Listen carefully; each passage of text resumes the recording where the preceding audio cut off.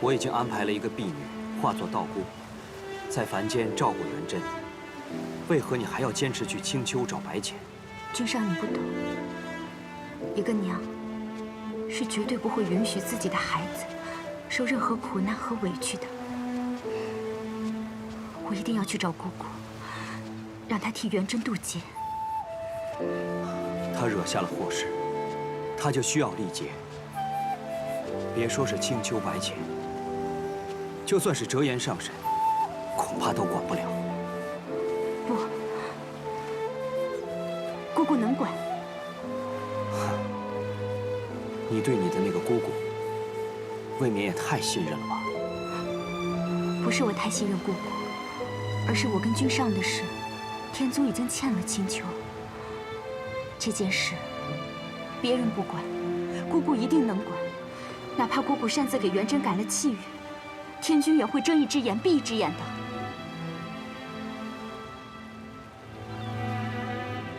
你说的倒也有些道理。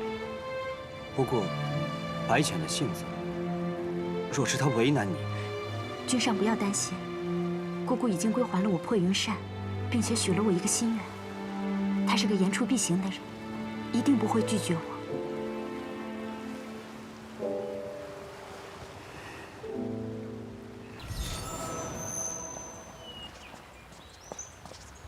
姑姑，这么快就拿着扇子来了，看来是想清楚了。那姑姑的意思是？请她进来吧。是。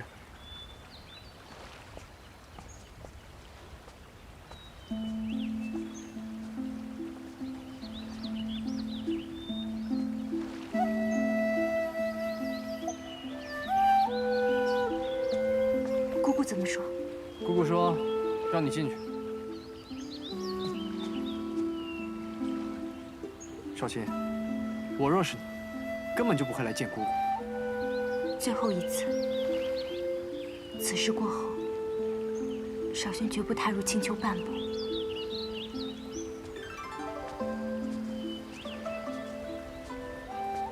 姑姑，姑姑，你带着阿离先去玩吧。小天下，来。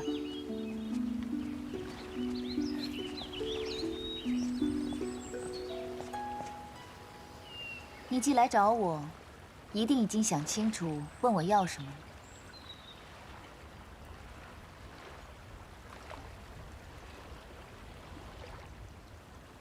叶华君不是外人，你说吧。姑姑，可不可以救救我的孩儿元贞？救你的孩儿？前几日天君寿诞，君上带元贞备了贺礼，前往九重天去给天君贺寿。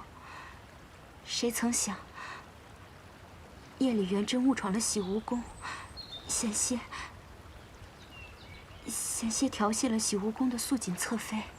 调戏了素锦？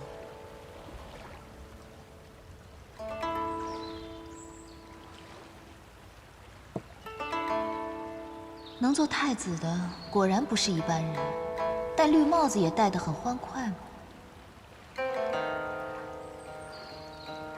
可元贞却在最后关头刹住了脚，但是却惊动了天君。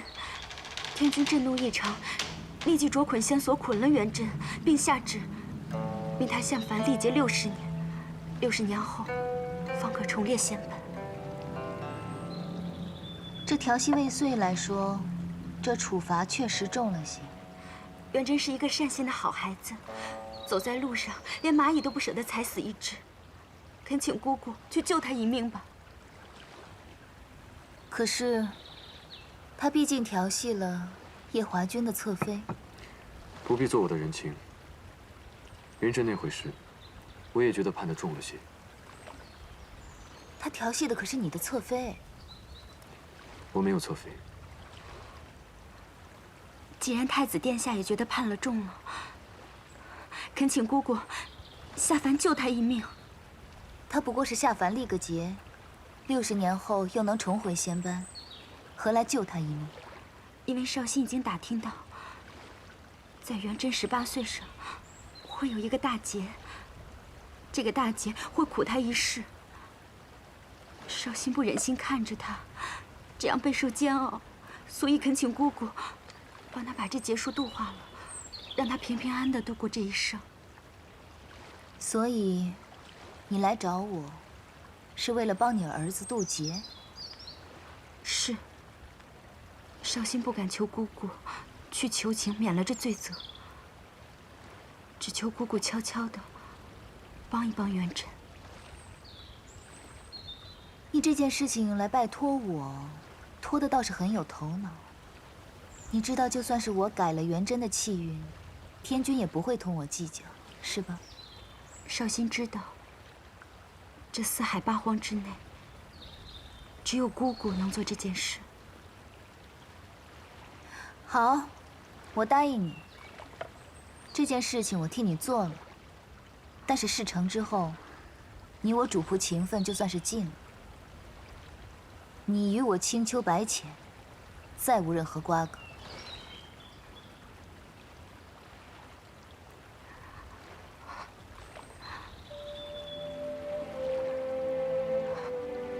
绍兴，谢姑姑成全。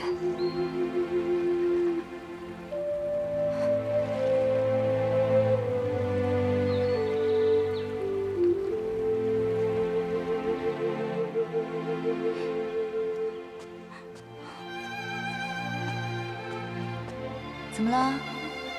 又被那些小神仙欺负了？他们都笑我是小八蛇，不配在狐狸洞伺候青丘女君。你也太没出息了！小时候谁敢欺负我，我就把他打得连家门都不认识。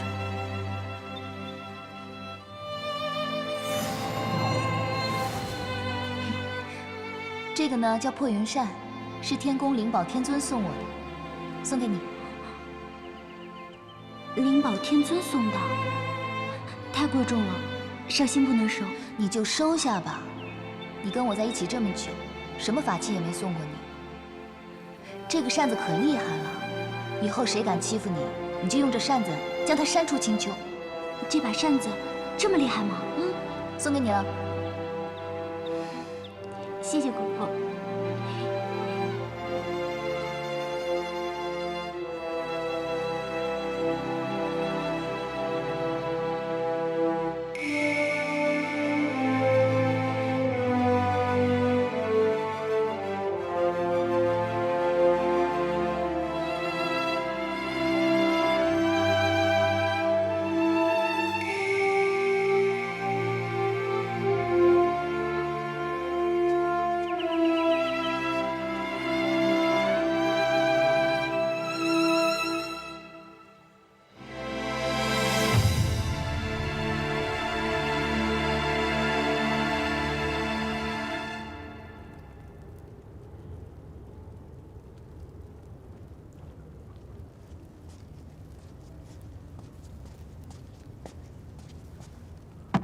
姑姑方才为何说绍兴将此事托付给你，还托付得很有头脑？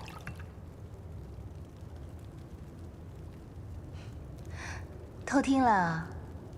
我是想听听，这个不顾主仆情谊，害我姑姑沦为四海笑话的人，又是怎样厚着脸皮来求姑姑的？九重天上呢，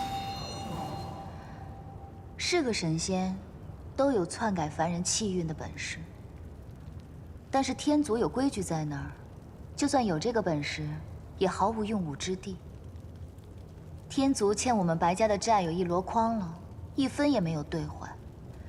有我出面讨几分薄利，天君也会睁一只眼闭一只眼的，将这桩小事囫囵了。所以啊，此事由我出面最好。这个小八蛇，可真是机关算尽了。哼，他呀，聪明一点也好，在北海也不至于被欺负。此事简单，办完了，也算跟他断个干净。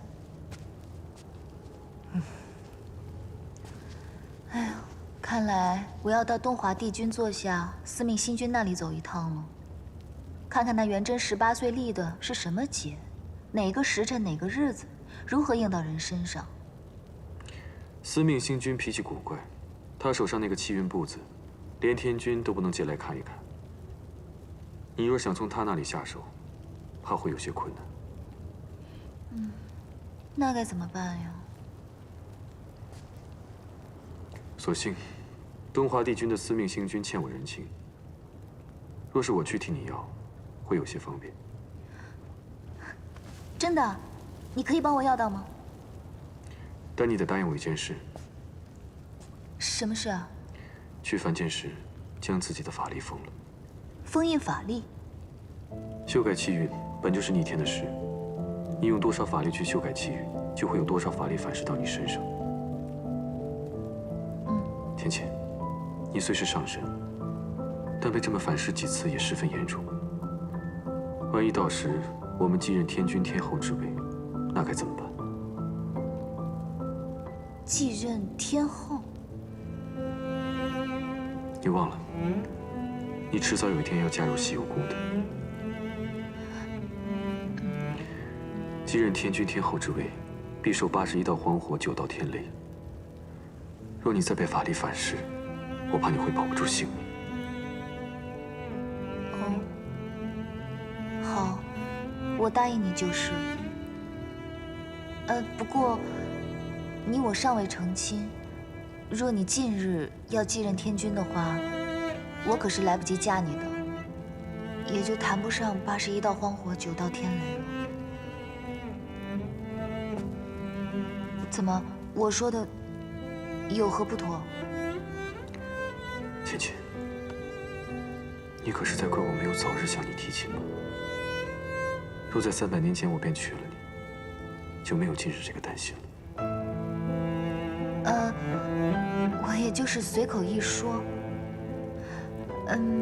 我看现在天色已不早了，夜华君不如早日帮我把这事办了，我好去替那元贞渡劫。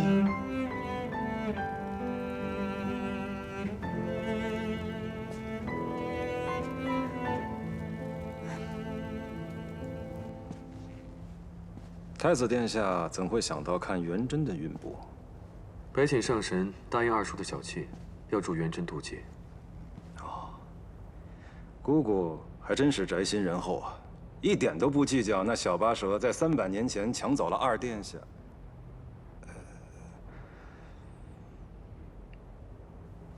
那我给殿下讲讲这元贞在凡间的事吧。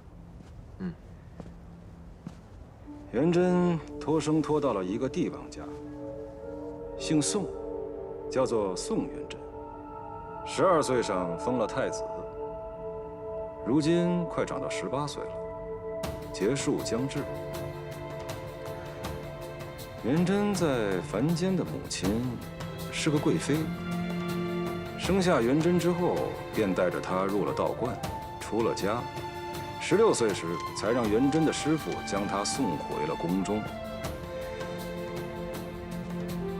而这元贞的师傅，就是北海水君桑吉送去凡间看护他的一个婢女。婢女，所以二叔还是偷偷派了个人去看护她。正是。依小仙看，姑姑若不想打乱气运，就要替代这个师傅，先留在元贞身边。也只有这个法子了。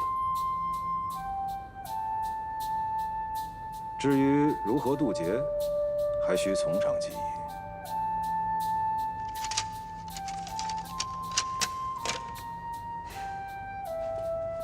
多谢。太子殿下言重了。当初是殿下您看在东华帝君的面子上，才原谅了白凤九偷走劫魄灯的事。今日就算我替帝君还了这个人情，只是殿下要记得提醒姑姑，到了那人间，一定要封了自己的法力，否则，本君明白。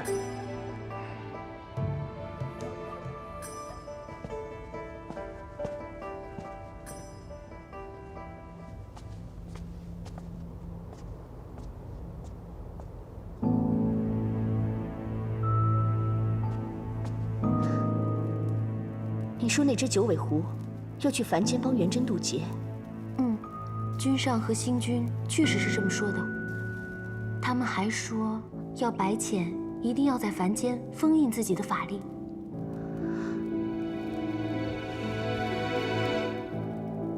妙清妹妹，我可能也要让你去一趟凡间了。我？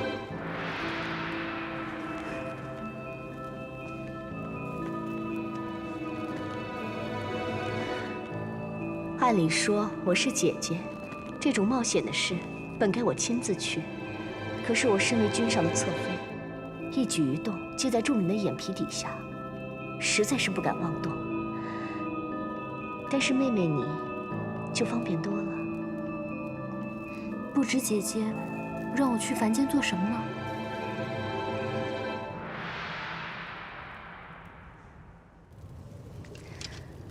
早先一直听你说这册子如何贵重稀罕，我还以为卖你的面子也只能讨回一个小钞，没想到连原物都讨回来了。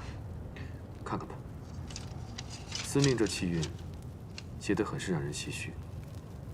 这司命君不去写几个戏本，真的是屈才了。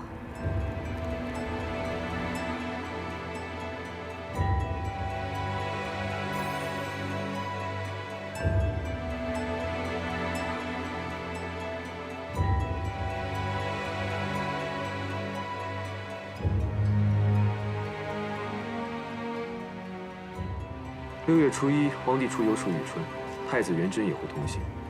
到时会在河上出现一只大鹏鸟，将众人吓得惊慌失措。岸上一个美人意外落水，元贞就会跳下水去救人。所以这个劫是美人劫。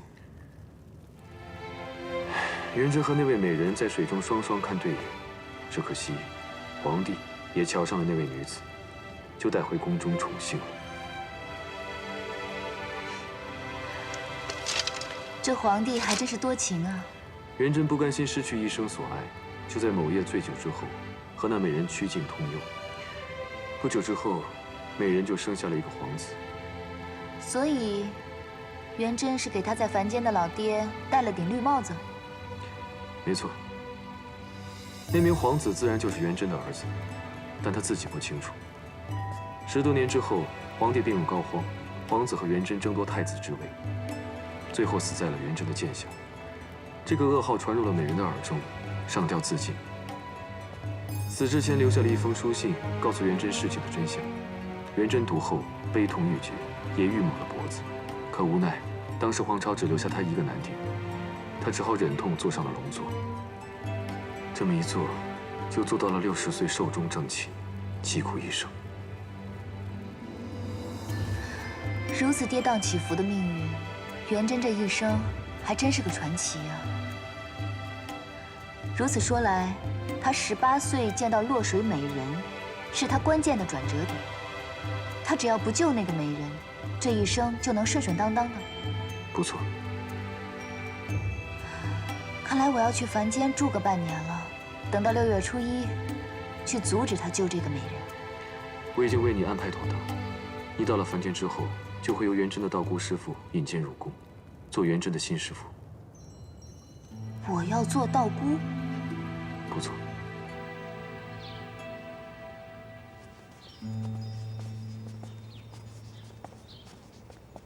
师姐，师妹，太子殿下，贫道与你的缘分已了了，也该离去了。师傅，只是，身为殿下的师傅，如此贸然的离去，终归对不起殿下。幸好贫道的同门师姐，云游四方，途经此处，贫道托师姐带贫道来看护殿下。师姐几百年不曾出师门了，此番能与元贞殿下结一趟师徒的缘分，与殿下也算是善福。可是元贞舍不得师傅啊。缘来缘去，都由不得你我呀，殿下。元贞明白，可是多谢道长，这几年对元贞的看护。贵妃娘娘客气了，快来见过贫道的师姐吧。元贞，快拜见道长。道长，不错，不错。道长的意思是，贫道一眼就看出，太子殿下乃是九重天位列仙班的神仙。因犯了错事，才下凡历劫。那经过劫难，我儿还能重列仙班吗？如贫道点化得当，太子殿下又一心向道，我相信重回仙班并不是难事。快叫师傅！哦，师傅。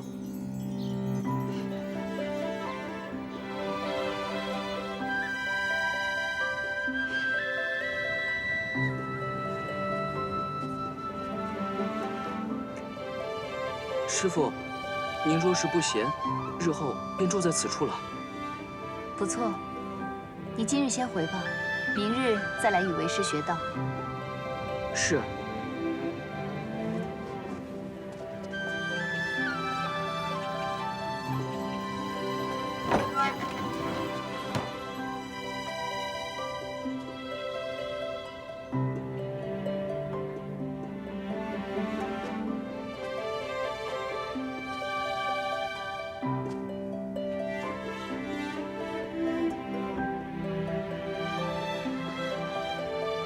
这才正月初一，真是足足要住上半年，才能到舒玉川美人落水的日子。不过也好，能体会体会凡间皇家是如何过日子的。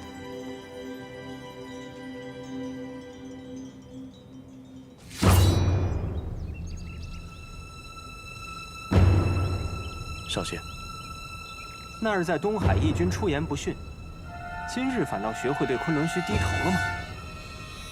我是来求见司音上仙的。你说什么？你要见司音？哼！7万年前，正是因为与你异界一战，我师尊战死，司音也随之失踪。你竟还有颜面来这里，还说什么要见他？上仙，前几日我见过司音，我想他与昆仑虚颇有情深。若是回来，他一定会来昆仑虚。什么？你见过他？在何处？在东海北岸，北荒境内。北荒。义军，请回吧。虽说我昆仑虚为了天族不会再与异界为敌，可和异界也绝无任何情谊。至于司音，我和众师兄会继续找他的下落，就不劳义军费心了。不送。少仙留步。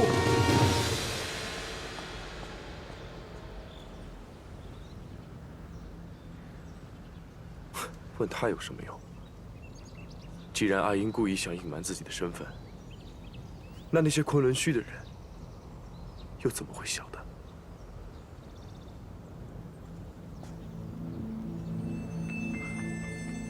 火麒麟，君上，回大紫明宫。是。君上，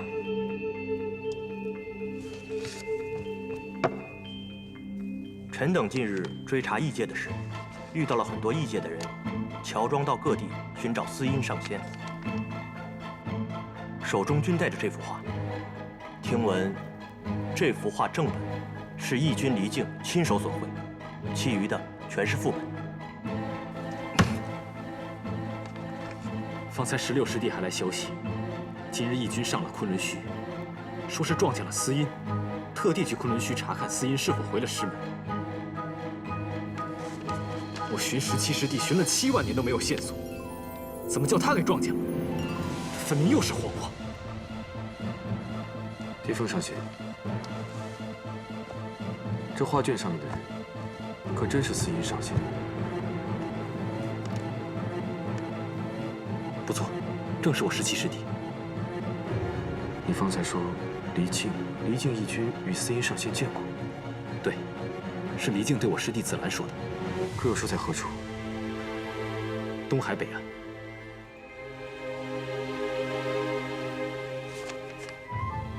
东海北岸，果然是东海。昆仑虚座下17弟子司音，与墨渊仙体一同失踪了7万年，这是天族最大的悬案。没想到芊芊，你便是那个司音上仙。殿下可是有什么线索？没有，我只是听闻过司音上仙的事情。见到此画卷，一时想到了7万年前的大战。你们先退下吧。是。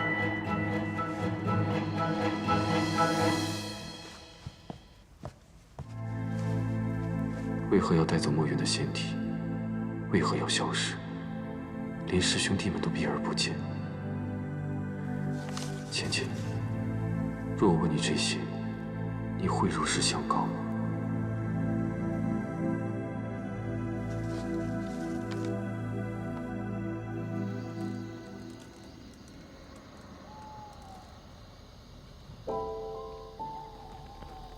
乖，婴儿真乖。君上，都退下吧。是。君上，你看他很乖，不吵也不闹。你别闹了，都300年了，你怎么还不清醒？就是因为你当初偷了阵法，我们才会生下病安。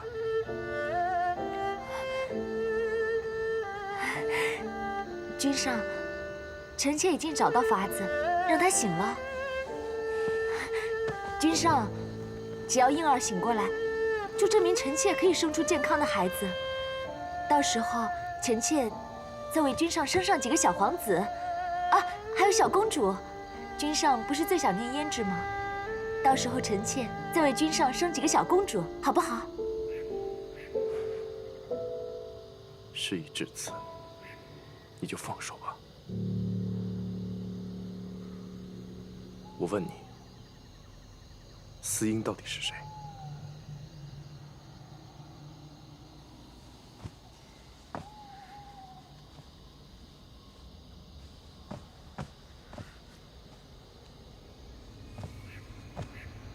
？7万年，你还想着那个男人吗？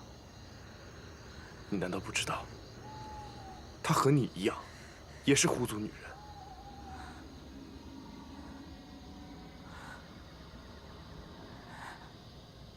狐族女人？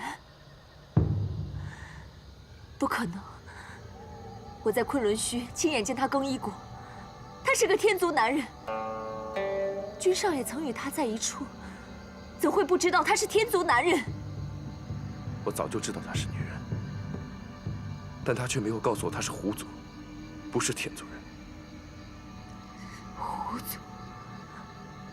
狐族女人。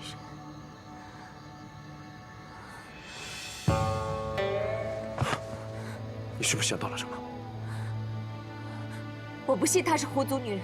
君上，你不要再自欺欺人了。你当真不知道？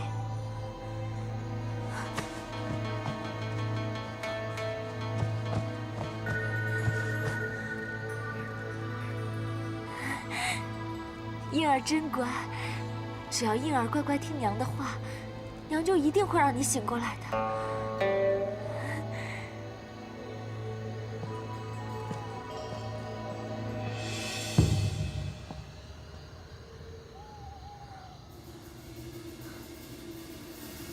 芊芊，原来是你，我竟然没有想到，原来司音就是你。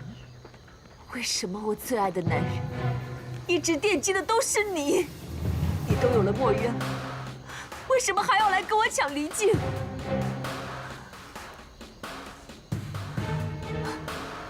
墨渊，我怎么没有想到？墨渊。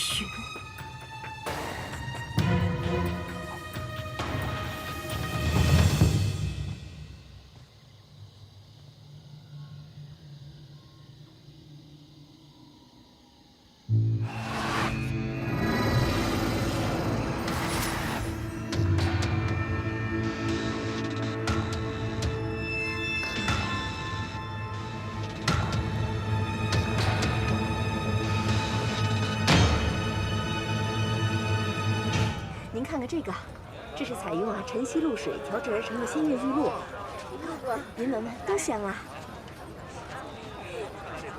您看看。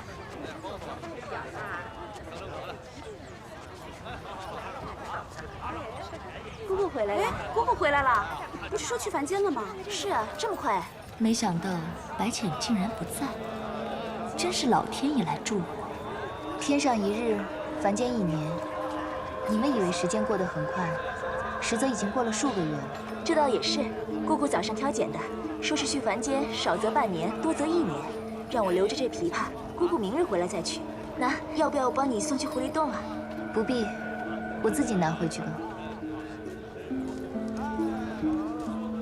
谢谢了。姑姑今天可真可笑，是啊，太奇怪了。就是。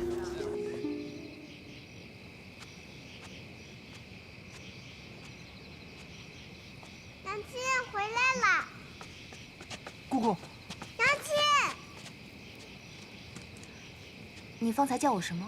娘亲不是告诉阿离说要离开青丘一日吗？怎的这么快就回来了？因为娘亲很想你。姑姑不是说您要去凡间至少有1日吗？凡间太过无趣，我就先回来了。无趣？怎么了？姑姑不是要去帮绍兴的儿子渡劫吗？就是因为渡劫太过容易，所以我就先回来了。陪娘亲进狐狸洞好吗？好。走，乖儿子。姑姑虽然宠爱小天孙，却知道天族礼法，从不叫他做儿子。今日的姑姑确实有些奇怪。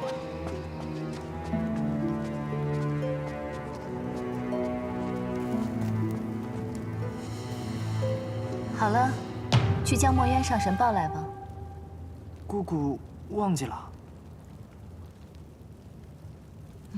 忘记什么？你不是怕太子殿下发现墨渊上神，所以亲自施法将炎华洞给遮住了吗？哦，对啊，炎华洞。我们现在就去炎华洞吧。儿子，你在这等着我啊。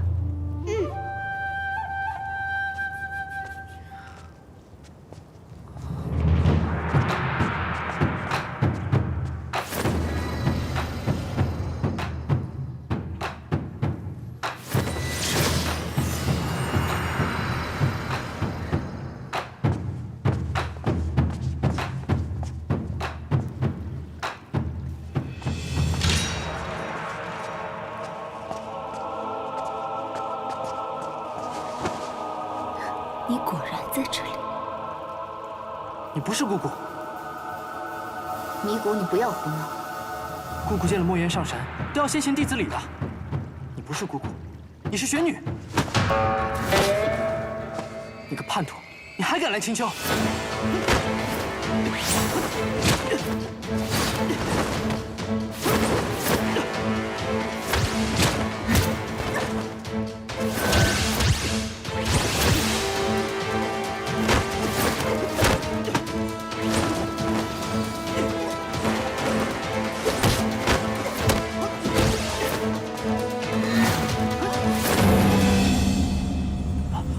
姑姑，不是。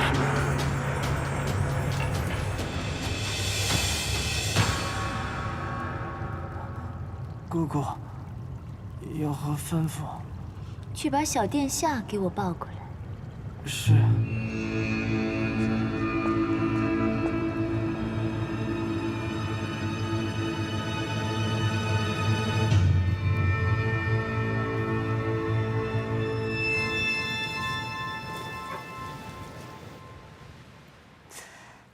不如那美人落水的时候，我去将她救了。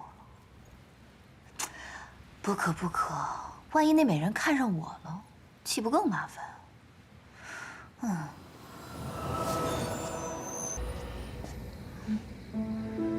芊芊，几日不见，我想你想的可厉害。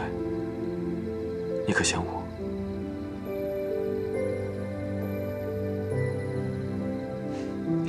此番我来是要告诉你一桩大事。你可知元贞在这一世的爹是谁托的生？莫非还是你爷爷不成？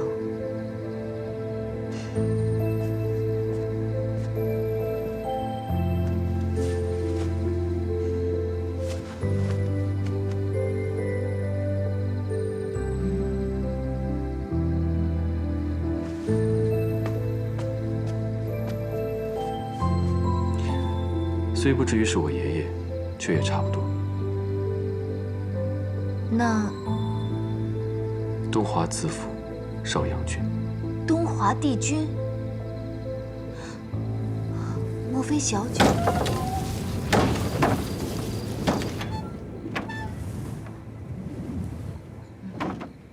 我先去关窗。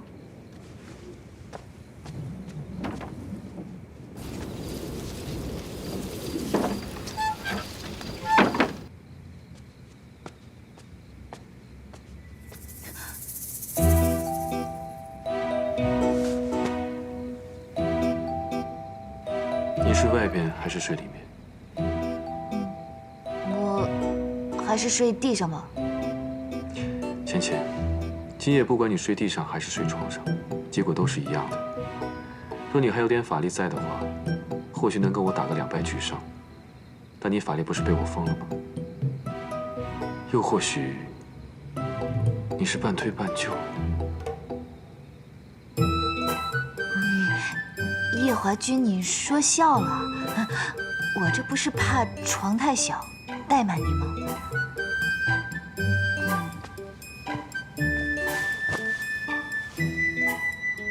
我习惯睡外侧。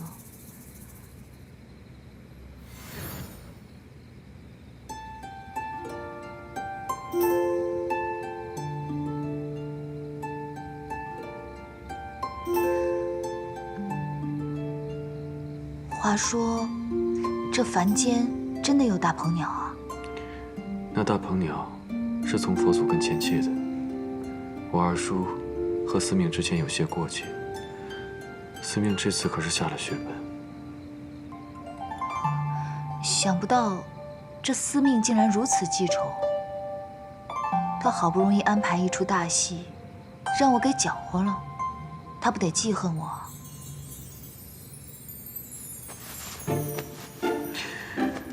芊芊，你不用担心，左右他还欠我一个大人情。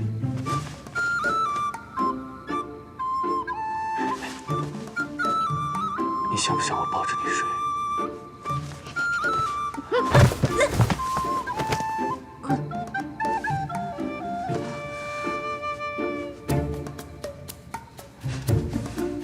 果然，知道你睡觉不老实，才说抱着你睡的。床太小了。是，这床位是太小了。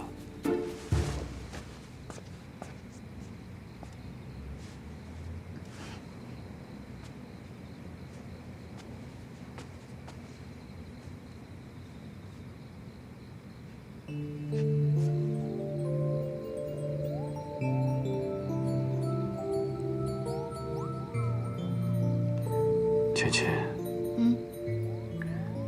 你可识得那司阴神君？我听过，但没见过。不是听说他跟墨渊上神一同归隐了吗？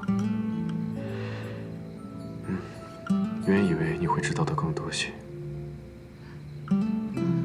不知道。今日那义军离境，画了一幅司阴神君的丹青，并私下寻找他的行踪。这丹青辗转到了我的手上，猛地一看，像极了女扮男装的你。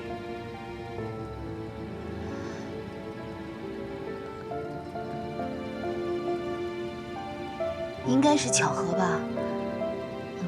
天色不早了，快睡吧。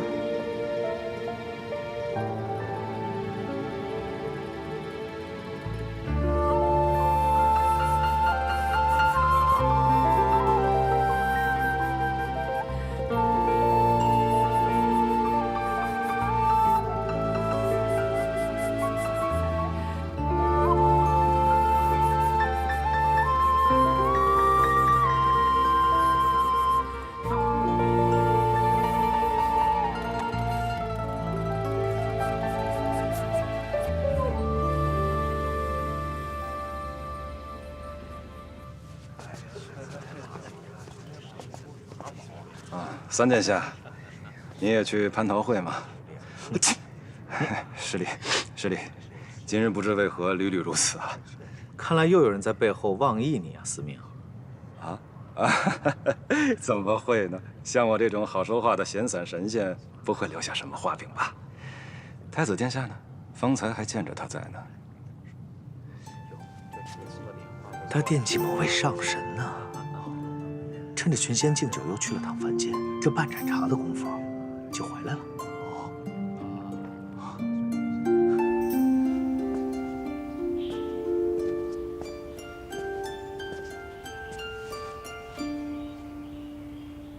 芊芊，过来与我书法。你是在唤我？听米谷说你书法书得很不错。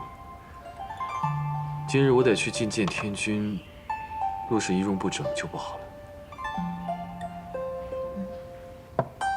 哦。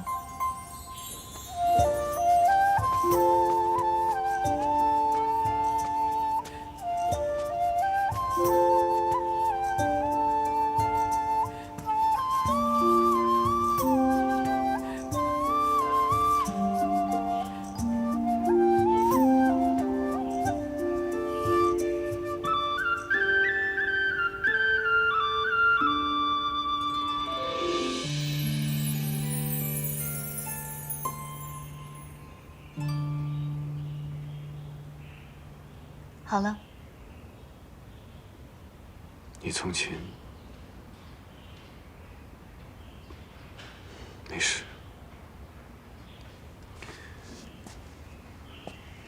芊芊，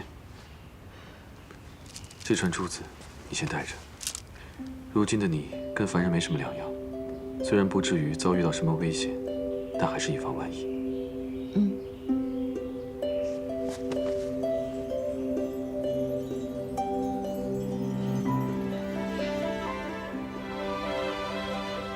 那我便先回天宫了。对了，昨晚忙着正经事，都忘跟你说。6月初1，你想将远征拦着，再派人将东华帝君推下水去。如此一来，你一是保得元贞，二是不妨碍东华帝君立人生之功，便皆大欢喜了。好。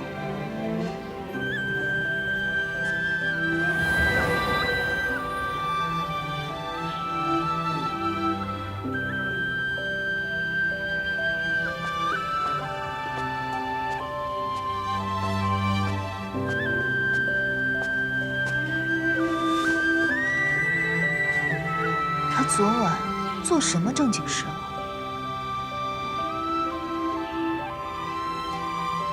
差点把小九忘了。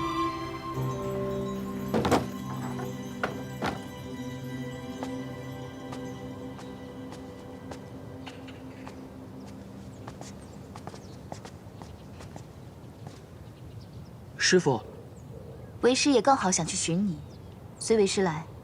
是。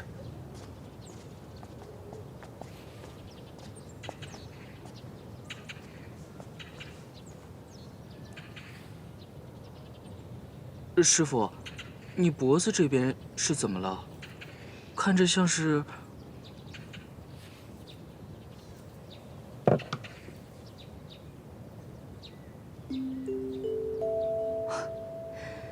连这么细小的红痕你都注意到了。曾经有人跟我说，你有走路时连蚂蚁都舍不得踩的善心，看起来还真是不错。你可知道？走路的时候不踩到蚂蚁，不只是需要善心，还需要细心。这善心跟细心本就是一体的。是。既然如此，为师今天便考考你，你的细致程度。师父请说。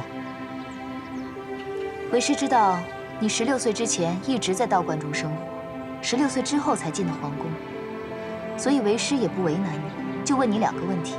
一个是关于道观的，另一个是皇宫。你之前在的那道观中，有一名经常穿白色衣服的道姑，她常用的有一柄拂尘，那拂尘是什么材质的？拂尘？你且先不必答。我再问你一个问题：你现在所在的皇宫之中有一名女子，额间生有凤尾花胎记。那名女子她居住在何处？是什么职位？闺名叫什么？师傅，元真寡陋，在道观中住着时，却从未见过师傅口中所说的这位白衣道姑。至于这位额间一枚凤尾花胎记的女子，元真倒是知晓，正是住在汉淡院里的陈贵人。至于陈贵人的闺名，徒儿委实不太晓得。小九果然是奔东华来了。你有这般细心，已属难得。但是你要知道，学习道法要更加的细致。你今日且先退下吧，好好将你学到的态度去参一参。是。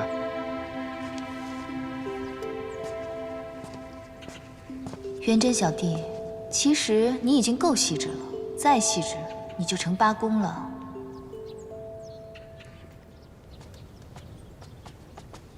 这位姑娘，道长有何吩咐？带我去陈贵人的汉淡院。是，请跟我来。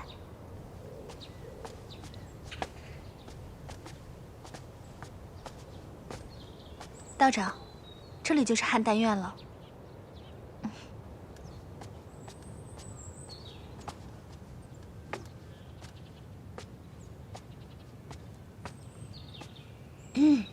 小九，姑姑来看你了。姑姑，姑姑，姑姑，我求你了，不要把我带走，姑姑，我爱他，姑姑，我不能没有他，我求你了，姑姑，求你了。来生我给你做牛做马，我一定会报答你，求你成全我和他好不好？姑姑，求你了。这疯癫的模样，该不会是他给自己用了青丘禁术2声咒？我求求你了，我给你做牛做马，我一定会报答你的，求。来人啊！把陈贵人扶进去。是。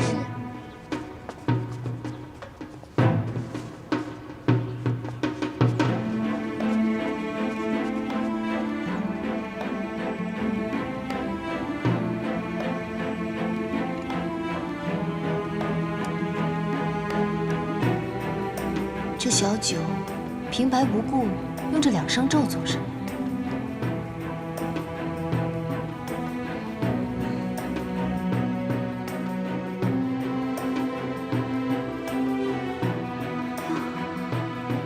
姑姑，求你别带我走，凤九要生生世世和陛下在一起。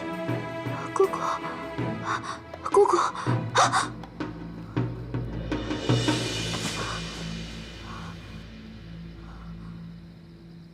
不对啊，姑姑怎么会来？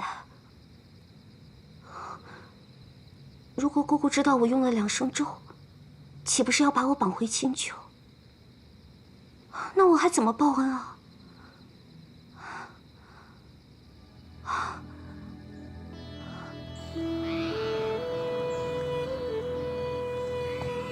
娘娘，这2个不是天族顶尊贵的人吗？怎么会出现在我们宫里？因为本宫要用他们的身体来救我的孩子。娘娘让傀儡去劫杀天族上仙，已经是死罪了。今日的事要是被君上知道，岂不是罪上加罪？娘娘，快点把他们还回去吧！闭嘴！本宫何时轮到你这个贱婢来管束？娘娘息怒！来人，把这个贱婢拉到水牢里。是。还有，召见几位将军。是。娘娘，奴婢不敢了。娘娘，奴婢不敢了。娘娘。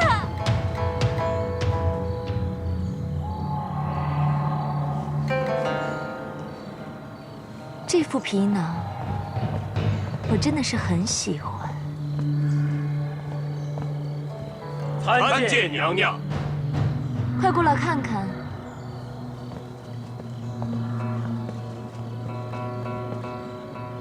墨渊上神，娘娘，他不是已经消失了有7万多年了吗？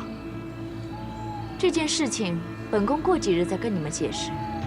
今日让你们来，是让诸位准备炼丹房。本宫要起炉做法，用墨渊仙体炼丹，让我的儿子康复。炼丹？没错。几日后，我的儿子将会拥有天族战神的元气。你们不觉得很有趣吗？哼。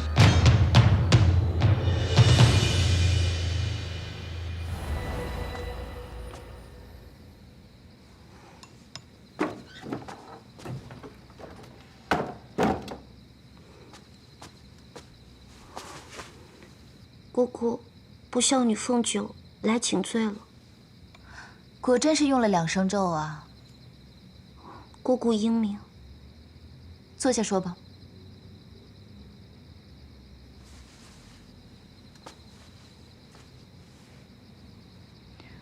既然是来报恩的，为何要在自己身上用2声咒？早些日子，凤九进入帝君的梦境，想要问他这一生有没有什么没有完成的梦想，没有达成的痴心。那石头做的东华帝君说了什么？该不会是不想要什么富贵江山，只愿求得一人心吧？姑姑英明。这一世的东华帝君竟如此俗气。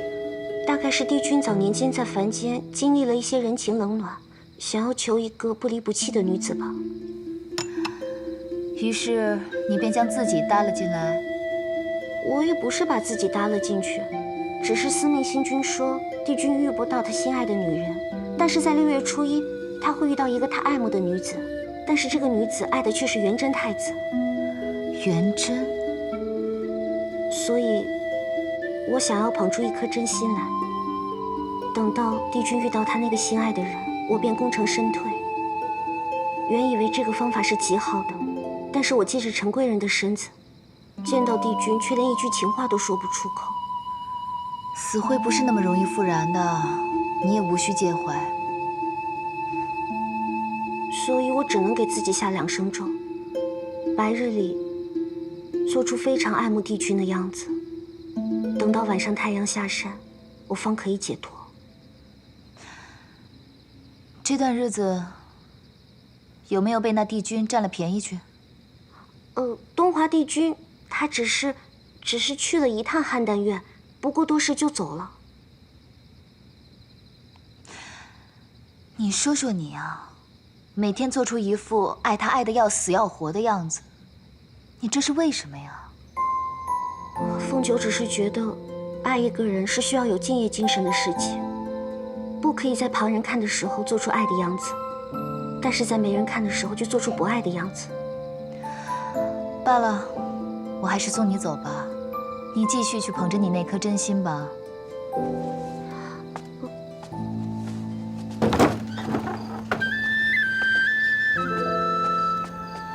你在青丘的时候活得如何潇洒肆意？看，为了东华帝君来这种地方喂鱼，你说说。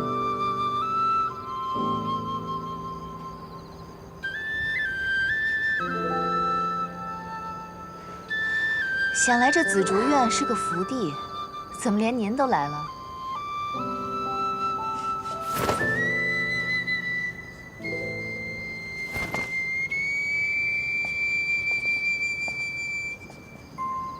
有件事情忘了告诉你，你去东海赴宴的第2日，天君的孙子夜华就到桃林来找我，问我关于你300年前的旧事。啊？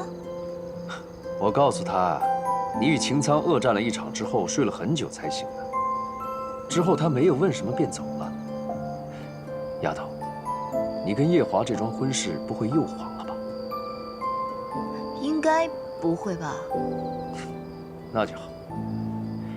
真真很想念你的厨艺，什么时候有空回桃林一趟吧？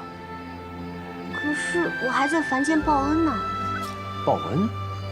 哦，你身上这2声咒下得不错啊。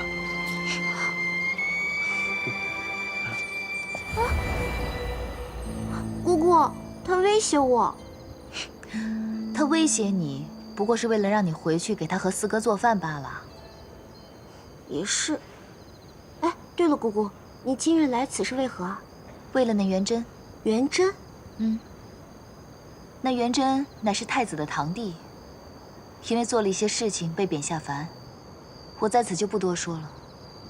你方才不是也说了吗？6月初1那天会有个美人落水，元贞会去救那美人，然后美人会爱上他，东华帝君也会爱上这个美人。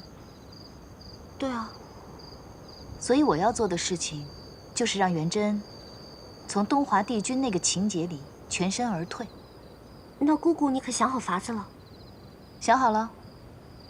待6月初1美人落水那天，我会先拦住元贞，然后找个人将东华帝君推下水。帝君自然会去救那女子。待他们2个人看对眼的时候，就没元贞什么事儿了。小九，你可愿意做那个推东华帝君下水的人？我受2生咒的束缚，白日里必须得忘了自己。我不扰乱姑姑的计划，也算是万幸了。我怕我做不了。罢了，说的也是。实在没有谁的话，只能我自己动手。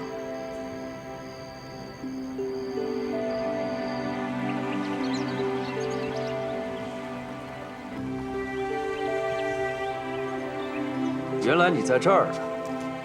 为了找你，我还特地去了趟凡间。走，等你好久了，快跟我去趟西海。走，去西海。没错，我刚才去西海，偶遇了在凡间办事的西海二皇子。墨渊的弟子，小舞的大师兄，就是他。我与他在凡间的酒楼相遇，吃了顿便饭，刚好有人来禀告水晶宫的事。我看他听着听着就愁容满面的，不停地灌酒，于是就多嘴问了2句。没想到让他犯愁的这事儿，你还真能帮得上忙。我就是你折颜上神。走。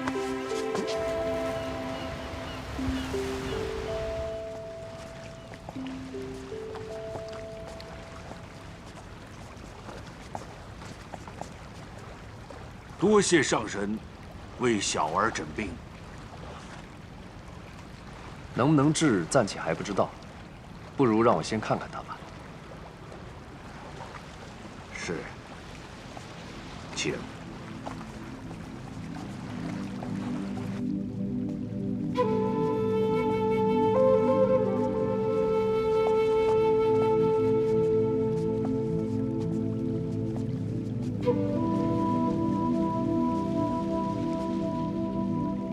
说是600多年前的某一天开始，西海大皇子那不大强壮的身子骨每况愈下，西海水晶宫的那些药师们查了许久都查不出症结，便无计可施。眼看着这大皇子咳的血越来越多，只能上了帖子，让天上的药王来解决。可是这药王也查不出个所以然，最后只能开了2副药，让蝶雍不再咳血。这药王临走前啊，说大皇子这病不像是病在身上，既然没有病在身上，他区区一个药王又有什么法子呢？最后眼看无计可施，只能四海八荒四处求医，可最后还是无药可医。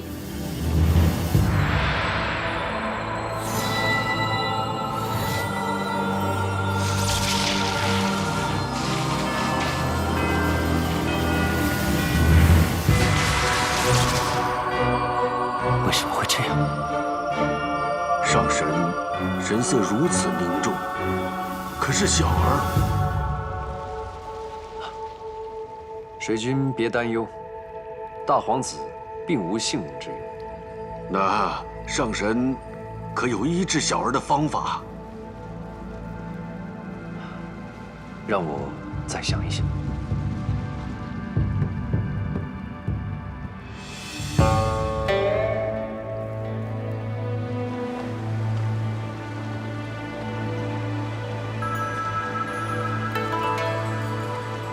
为何你神色如此怪异？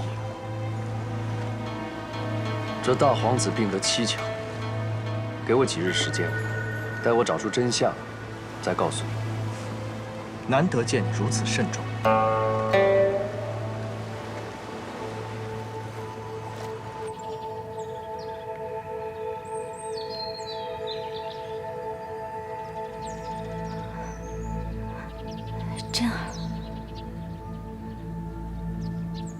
好想你。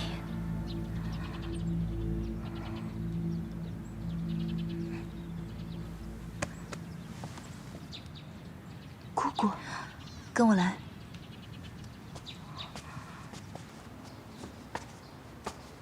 坐下说吧。少先站着便是。我已找到替元贞渡劫的法子了。少先叩谢姑姑。不必了，坐下吧。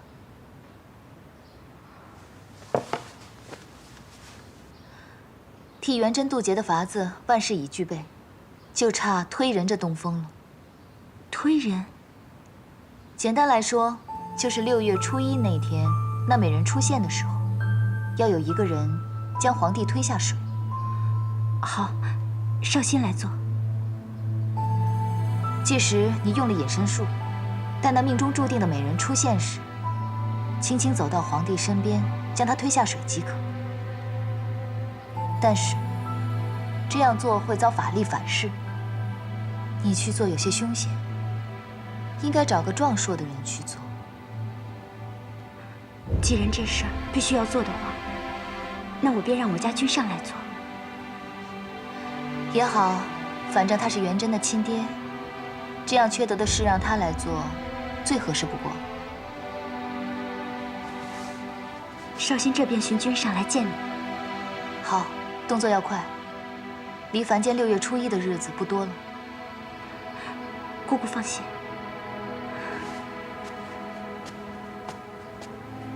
如此，便算是做好准备了。上神，7万年前是你收留了我，7万年后，你又要救我的儿子，你可真是我母子的贵人呢。娘娘，祭坛差不多日落之前就可以建好。好，那我就再等几个时辰。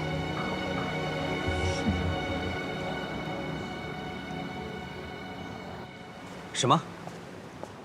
白浅让我推东华帝君下水？不错。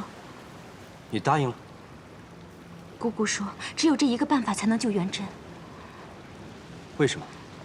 时间太紧迫，我也没有来得及多问。但是姑姑既然这么说了，那肯定只有这一个办法是最周全的。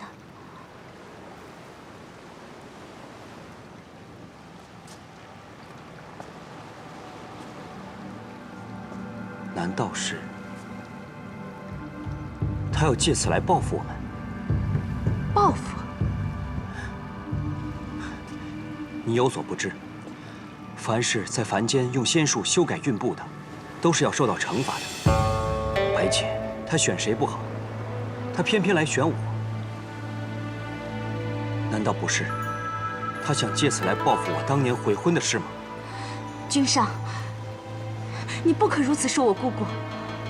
这次她肯下凡来帮我，本来就是看在我们主仆的情谊上不计前嫌。而且她一直是我最敬仰的姑姑，以她的为人，她是绝不会借此对我们做什么的。好，千万别动气，千万别动气。是为夫心胸狭窄了，千万别动气。我这就去凡间。